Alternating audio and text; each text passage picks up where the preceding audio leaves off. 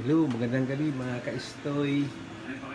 Maraming salamat sa inyong walang sawang panonood sa aking YouTube channel. At sana ay nandito tayong lahat sa mabuting kalagayan. At sana ay wala tayong mga karamdaman.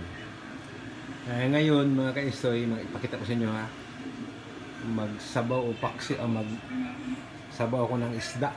Yan. Kumukulo na, luya, kamatis at saka tanglad. Saka itong isda ko mga ka-Estoy, oh. Ayan, no? Kayo na ang husga kung anong klaseng isda ito. Kasi hindi ko kilala ito eh. Parang talakitok ata siguro ito. Iwan ko lang. Maliit. Ayan, no? Saka may sake pa na noon ito binili. Ayan. Pinakulo ko muna yung ganyan. Ayan, no?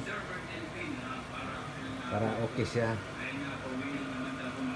At tapos, kulo na siya. Ilalagay na natin tong isda. Yan. Yummy ito ba? Oops. Okay. Saka itong natirang dalawa, mga ka-Estoy, ipiprito ko ito. Kasi yung dalawang anak ko, hindi kumakain ng sabaw eh. Hindi sila kumakain ng humihigop ng sabaw. Gusto na prito. Kaya prito hindi itong dalawa. Mamaya pagkatapos yan.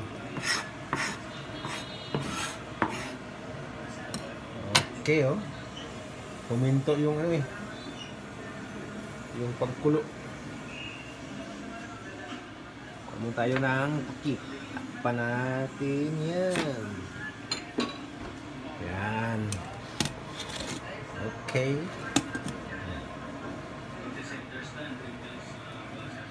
Saka may sibuyas ako na pula. Lagyan ko yan ng sibuyas na pula. Yan. Wala akong sibuyas dahon eh. Kaya ito na lang. Pwede ito. Kasi yung sibuyas ito guys sa Japan, hindi siya sa atin pang ano lang ito ng luto. Hindi ito ginawa lang gulay.